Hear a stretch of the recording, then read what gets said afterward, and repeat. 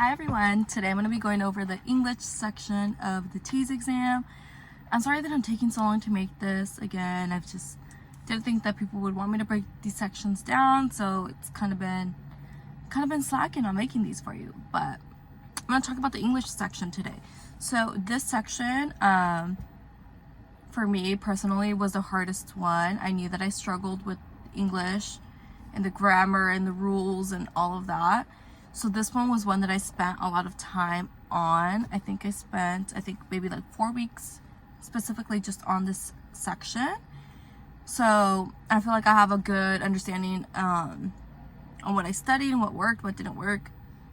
And I ended up scoring a 97% on this section, which if you would have told me this in the beginning when I started studying that I was going to score 97, I wouldn't have believed you, because I genuinely struggled, and I don't mean that, and I'm not just saying that. I really struggled with this section.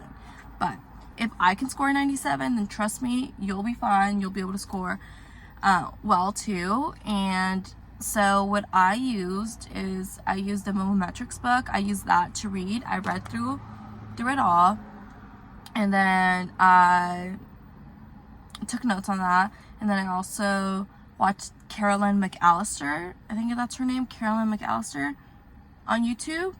She was suggested by somebody on Facebook, and I used her, and it was just a good way to like basically be told the same information by somebody else, because sometimes that's kind of what you need.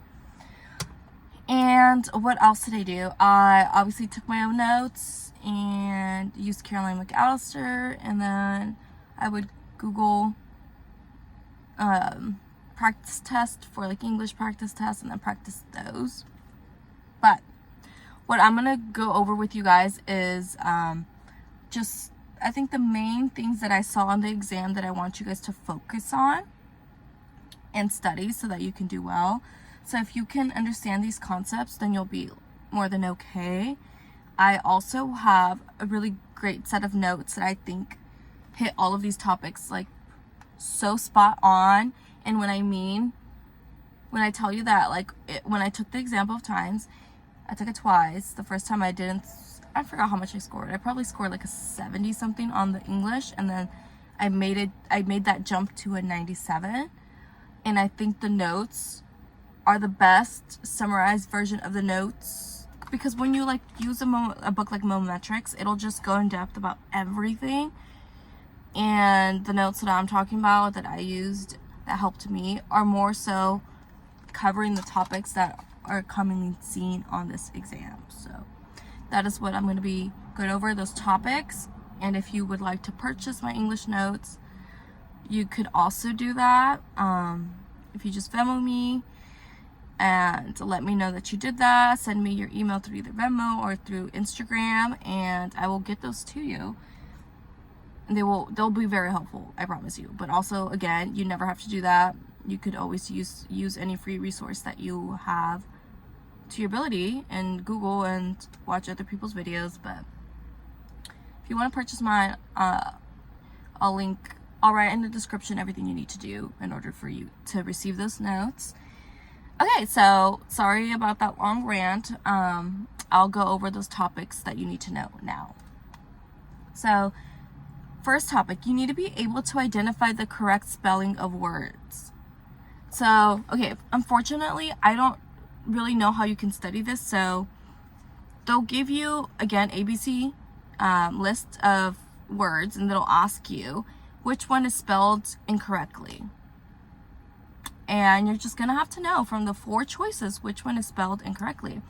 So for these words, they typically like to use like the most commonly misspelled words that most people think that, oh, you spell it this way, but actually it's like 1 or 2 letters are switched, and that's what makes it incorrect.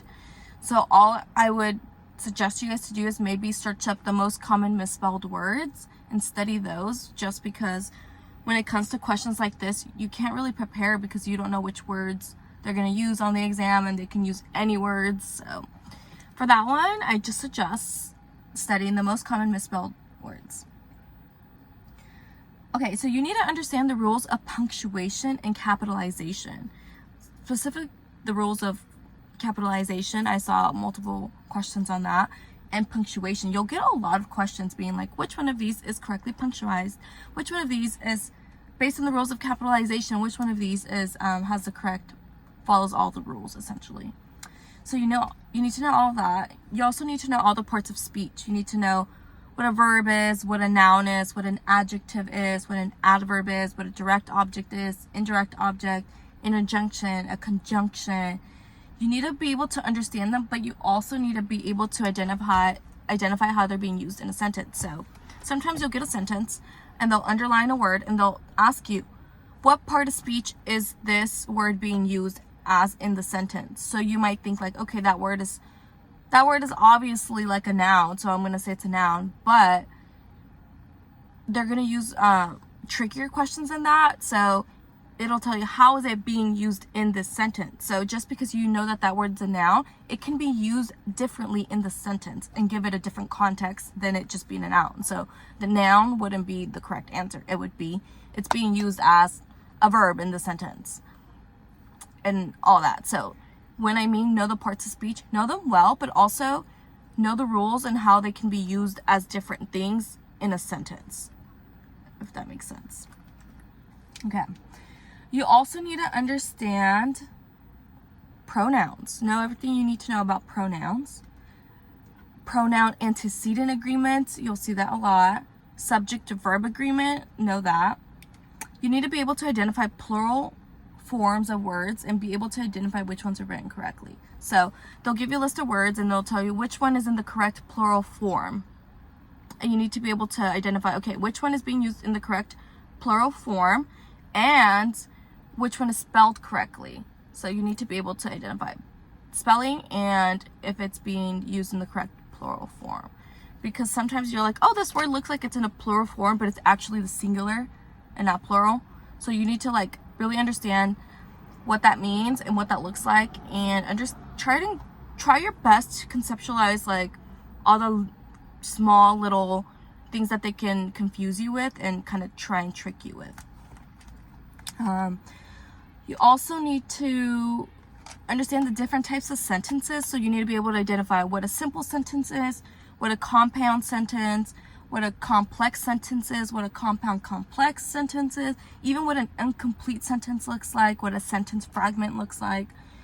Be able to identify those because they'll give you 4 sentences and they'll tell you which one is the compound complex, which one is a compound sentence, which one is the simple, which one is the sentence fragment, etc., etc.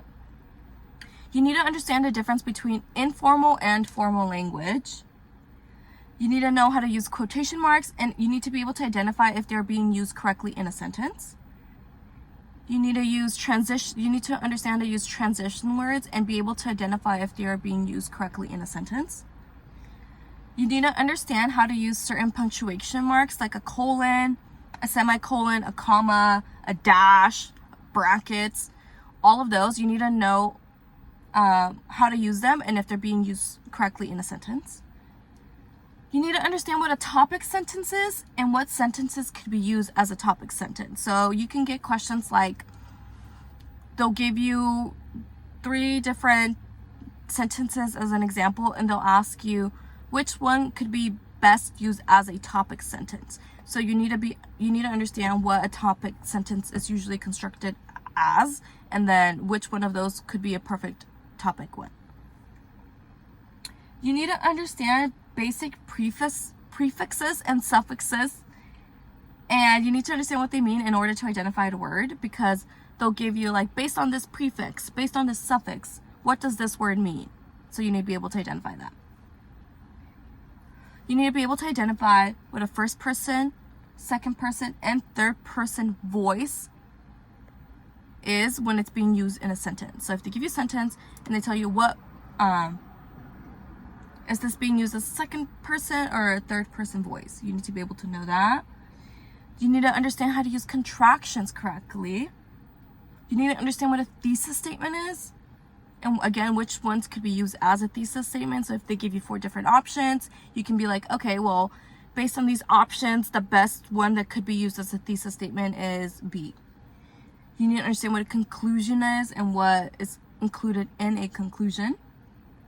You need to understand the rules of capitalization. I think I mentioned that before, but really understand the rules. I don't know, for some reason this one was tricky for me to kind of understand, but it took me a while. You need to understand plagiarism and how to identify it. So if they give you different examples and they tell you which one is plagiarism, you need to be able to identify that. Again, like I said, sometimes it's straightforward and sometimes they try to trick you a little bit. So just really understand the basics and also try and understand how could they potentially trick me. How could it potentially trick me in a word problem or whatever? You need to understand what active and passive voice is. And finally, you need to understand what possessive nouns are. But okay, that is basically all I have for this section. If you can understand those main concepts, you'll be more than okay.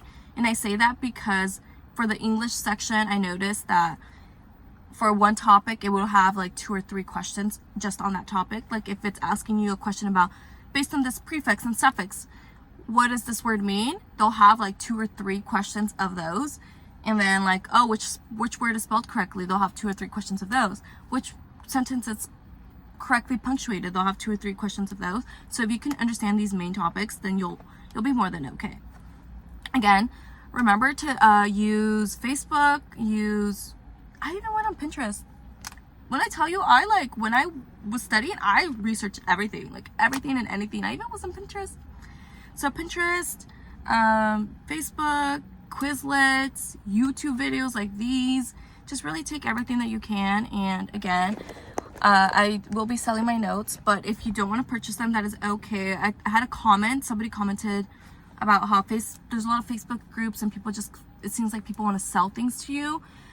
That is something that you need to look out for, because a lot of people are just trying to benefit off you and trying to like basically make money off you.